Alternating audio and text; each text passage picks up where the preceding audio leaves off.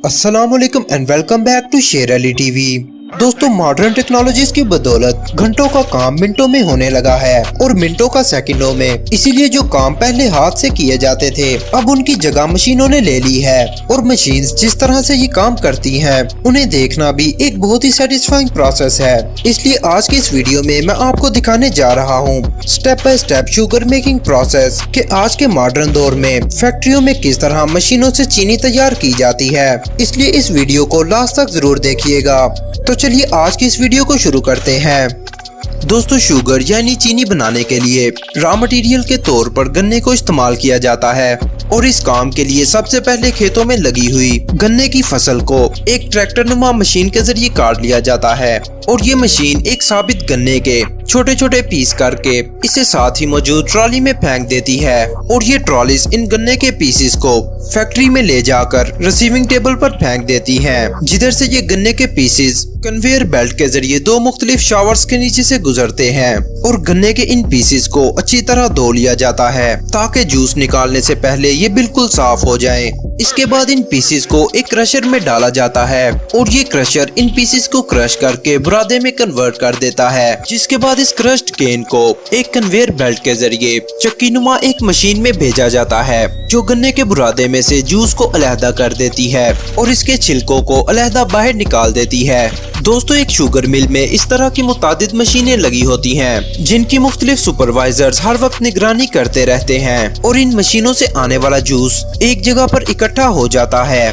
दोस्तों, जूस निकालने के बाद इसे प्रोसेस करने की बारी आती है और इस काम के लिए जूस के सैंपल्स को शुगर मिल में मौजूद एक लेबोरेटरी में ले जाया जाता है, जहां पर इस जूस को चीनी के क्रिस्टल्स में बदलने से पहले मुख्तलिफ तरह से टेस्ट किया जाता है, जिसमें सबसे पहले जूस में मौजूद इम्प्योरिटीज को जांचा जाता है और उसके बाद इस जूस को पोलेरोमीटर में डाला जाता है। दोस्तों, पोलेरोमीटर एक ऐसी डिवाइस है जो कि जूस में मौजूद शुगर कंसंट्रेशन को चेक करती है, जिसके बाद इस जूस को 10 मीटर ऊंचे एक टावर से गिराया जाता है और इसमें से सल्फर डाइऑक्साइड वेपर्स उड़ जाते हैं और इस प्रोसेस को सल्फोटेशन कहा जाता है। जिसके बाद ये जूस एक मशीन में से गुजरता है जो इसका पीएच लेवल चेक करती है। दोस्तों, इस सारे प्रोसेस के बाद जूस का कलर चेंज करने के लिए वर्कर्स एक बड़े से टब में पाउडर लाइम और वाटर का सोल्यूशन तैयार करते हैं, जिसके बाद एक मशीन इस लाइम सोल्यूशन और गन्ने के जूस को तकरीबन 6 घंटे तक मिक्स करती है और इस प्रोसेस को एल्कलाइजेशन कहा जाता है, जिसका मकसद जूस का पीएच लेवल मेंटेन करना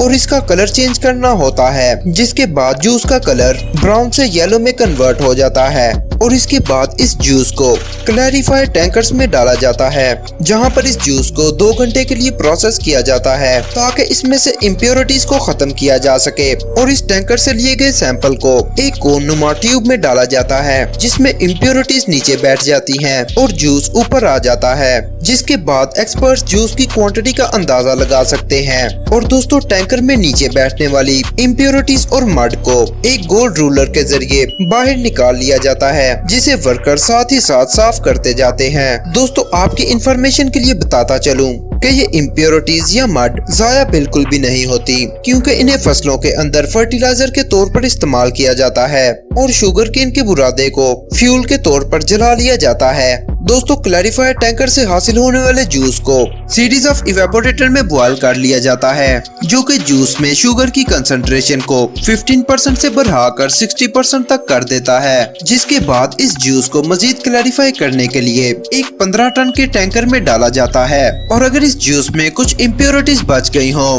तो वो टैंकर के टॉप पर आ जाती हैं, जिन्हें मुख्तलिफ पैडल्स के जरिए टैंकर की साइड पर गिरा दिया जाता है और इस टैंकर से एक थिक सोल्यूशन हासिल होता है, जिसे फर्दर प्रोसेसिंग के लिए आगे भेज दिया जाता है और वर्कर्स इसमें मुख्तलिफ किस्म के सोल्यूशंस ऐड करते हैं। दोस्तों, इस मिल्की सोल्यूशन का काम शुगर केन जूस के थिक सोल्यूशन को क्रिस्टलाइज करना होता है और इस प्रोसेस के बाद इस सारे सोल्यूशन को एक बड़े से बॉयलर में बॉयल किया जाता है ताकि इस सोल्यूशन में से पानी इवेपोरेट हो जाए और चीनी के क्रिस्टल बनना स्टार्ट हो जाए और इस प्रोसेस की मुसलसल निगरानी की जाती है और वर्कर्स इस थिक पेस्ट को वक्तन फवक्तन चेक करते रहते हैं, जिसे इंडस्ट्रियल लैंग्वेज में मास्क्यूट कहा जाता है। और फिर इस सोल्यूशन को एक हाई स्पीड सेंट्रीफ्यूज मशीन में डाला जाता है, जिसका मकसद शुगर क्रिस्टल्स को क्रिस्टलाइज सोल्यूशन से अलहदा करना होता है। दोस्तों, ये मशीन इस सोल्यूशन को 1 मिनट में 1200 दफा घुमाती है और शुगर क्रिस्टल्स इसके टब में रह जाते हैं, जबकि दूसरा सोल्यूशन टब से बाहर निकल जाता है।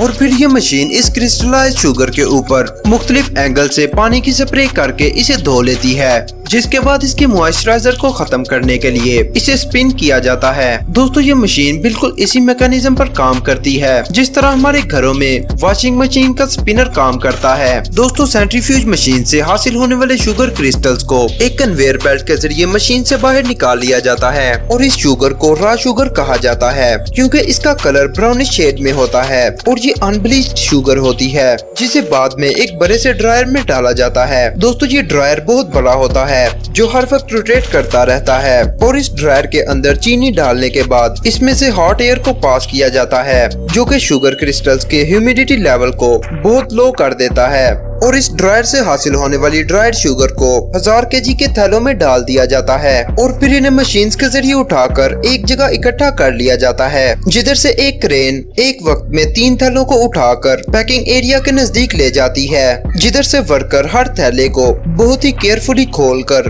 पैकिंग मशीन में डालते जाते हैं, जिसके बाद एक ऑटोमेटिक मशीन इस शुगर को 2 किलो वाले प्लास्टिक बैग्स में पैक कर देती है, जिसके ऊपर कंपनी का लोगो और स्टिकर बना होता है। और इन पैकेट्स को सील करने के बाद इन्हें कन्वेयर बेल्ट के जरिए आगे भेज दिया जाता है। दोस्तों, ये मशीन इस तरह के 2 लाख पैकेट्स को डेली पैक कर सकती है, जिसका वेट 400 टन बनता है और इस तरह से व्हाइट शुगर को पैक करके मार्केट में भेजा जाता है, जिधर से आप लोग इसे खरीद कर इस्तेमाल करते हैं। दोस्तों, उम्मीद है आपको ये वीडियो अच्छी लगी होगी। अगर आपको ये वीडियो अच्छी लगी तो इसे लाइक एंड शेयर करें, इस चैनल को सब्सक्राइब करें और बेल आइकन को प्रेस करें ताकि आपको आने वाली हर अपडेट वक्त पर मिल सके। अगली वीडियो तक के लिए मुझे दीजिए इजाजत। अपना बहुत सारा ख्याल रखिए। अल्लाह निगहबान।